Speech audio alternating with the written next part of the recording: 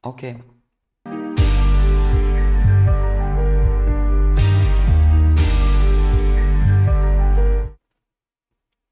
Përshëndetje të nderuar ndjekës të mi, përshëndetje të dashur miq. Tani pranë jush do të vi me një histori tjetër. Një rrëfim jete, në fakt tepër i guximshëm. Një rrëfim jete që ndonjëherë njerëzve u ndodh pa pritur. Do të shokoheni nga kjo që do të dëgjoni. Para 18 muajsh, jeta ime ishte normale. Një martesë stabile. Një punë në një kompani me ritëm të lartë, por të qëndrueshëm. Dhe një rutinë sado që monotone të dukej, më jepte një lloj sigurie. Nuk e di çfarë kërkoja më shumë. Ndoshta vëmendje, emocione, apo thjesht një shkëndi që të më nxirrte nga ajo që quaja një jetë të zakonshme. Në atë kohë në zyrën tonë erdhi një punonjës i ri. Ishte 29 vjeç, energjik, simpatik dhe gjithmonë me atë buzëqeshjen të çarmatosur. U prezantua thjesht dhe natyrshëm, por sytë e tij flisnin më shumë se sa fjalët. Që në javët e para vura re mënyrën se si më shikonte, si qëndronte më afër me mua, se me të tjerët, si më kërkonte me sy në çdo takim pune. Ai ishte i fejuar, kishte një lidhje disa vjeçare dhe planifikonte dasmën. Por ajo lidhje nuk e ndaloi të më afrohej. Fillimisht e mora si një lojë të pafajshme. Kafe gjatë pushimit, një mesazh i shpejt pas orarit të punës, ndonjë batut flirtuese, por shumë shpejt kjo lojë u kthye në ndjenjë. Filluam të takoheshim fshehurazi, e puthjet e para ishin të ndaluara, të nxehta nga tensioni i fajit, por nuk e ndalëm veten.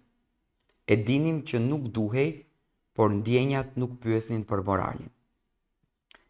Kështu, për muaj të tërë e jetuam një dashuri të fshehtë.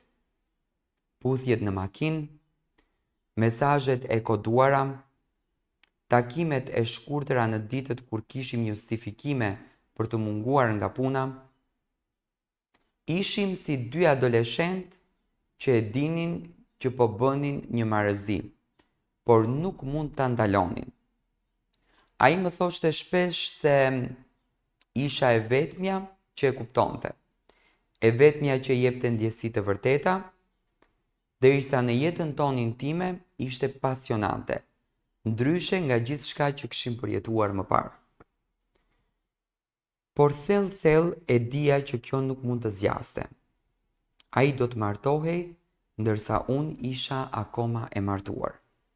Kishim ndërtuar jete të tjera, dhe përfshirja jon ishte një shkelje e rëndë. Kisha dhimbje në zemër, por edhe frikë, faj edhe shumë pyetje pa përgjigje. Dhe erdhi dita e dasmës së tij. Unë e kalova atë ditë në shtrat, duke qarë, duke ndjerë dhimbje të thellë që nuk mund ta përshkruaj dot me fjalë. Më mori në telefon dhe më tha se më donte, se nuk donte të martohej me të, por unë, me zemrën që më qahej, i thash të shkonte, të vazhdonte jetën, të mos të shkatëronte gjithçka. Dhe ai e bëri, u martua, jeta vazhdoi për pak kohë. Pas disa muajsh më shkruante sërish. E takonim fshehurazi njëri tjetrin. Flisnim shpesh dhe ai gjithmonë më thoshte të njëjtën gjë. Të dua, nuk dua këtë jetë që kam tani. Por tani ishte më e ndërlikuar. Gruaja e tij ishte shtatzën. Unë nuk doja që të isha arsyeja pse një fëmijë do ritej në një familje të shkatëruar. I kërkova të largohej nga unë. I thash se ndoshta ishte koha të shihnim realitetin me sy. Por dashuria nuk iku. Dhe pas lindjes së vajzës së tij, gjërat morën një kthes që nuk e prisja. Ai tha gruas së tij se donte të ndahej. Ajo si çdo grua e zgjuar ndjeu që kishte dikë tjetër në jetën e tij. Filloi të kërkonte, dyshonte, kontrollonte telefonin, rrjetet sociale dhe i gjeti. Gjeti mesazhet tona, fjalët që kishim shkruar, fotot që kishim dar, gjeti gjithçka. Emrin dhe mbiemrin e burrit tim. Nga Facebooku e kontaktoi dhe i tregoi gjithçka. Ajo zgjodhi të përballej me guximin që vetëm një grua e lënduar mund ta ketë. I tha të vërtetën burrit tim dhe jeta ime u rrëzua. Im shoq iku, as nuk më pyeti, as nuk më bërtiti. Thjesht mori disa rroba dhe u largua për të jetuar te ëma. Zemra ime u ndal për një moment.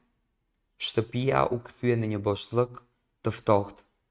Telefoni nuk pushonte nga thirrjet dhe mesazhet e akuzuesve. Gruaja e tij dhe ai vet tani ishin në krizë. Vetëm zënka, tension dhe një fëmijë pa fajshëm në mes.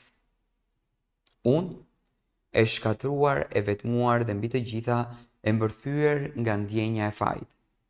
Faj që ja prisha martesën dikujt, faj që plagosa burrin tim, që më donte pa kushte.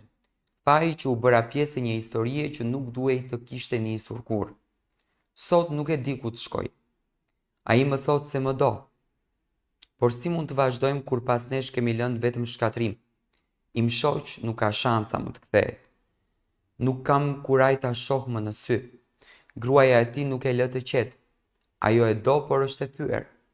Dhe unë e di që më urente, ndoshta ende më uren. Ai ishte dashuri e vërtet. Ajo thjesht një aratisje nga realiteti. Nuk di më. Di vetëm që ky kapitull më ka lënë plak që do ta duan kohën të shërohen. Më kanë thënë, nëse ndjesh faj, shkëpute çdo kontakt dhe përpiqu të rikthesh në jetën tënde. Por a është e mundur kjo? A më dojmë shoqja aq shumë sa të më fal? A do të kem ndonjëherë paqe? Tash e di. Dashuritë e fshehta mund të jenë pasionante, por shumë shpesh lën vetëm rënoja pas vetes dhe unë jam njëra prej tyre. Kjo është historia e zonjës në fjalë.